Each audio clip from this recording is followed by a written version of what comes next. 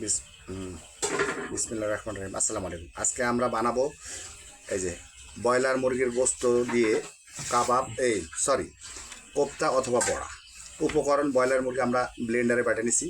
এখানে আছে রসুন বাটা, আদা বাটা, আর কাঁচামরিচ বাটা, গরম মশলার গুঁড়া, হলুদ, চিনি, লবণ, লাল মরিচের গুঁড়া আর ম্যাগি মশলা। এটা দিয়ে আমরা কিছুক্ষণ ম্যারিনেট করে রাখার পরে তারপর আমরা গরম তেলে ভাজবো এটাকে, তারপর পরিবেশন করব।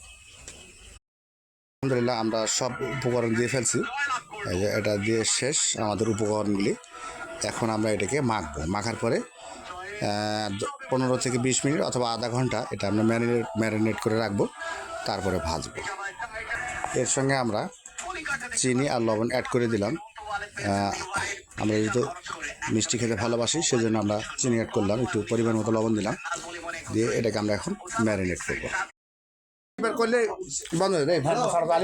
তখন এইভাবে কথা কইছে, মানে মনে হয় ওই একটা কথা কইছে।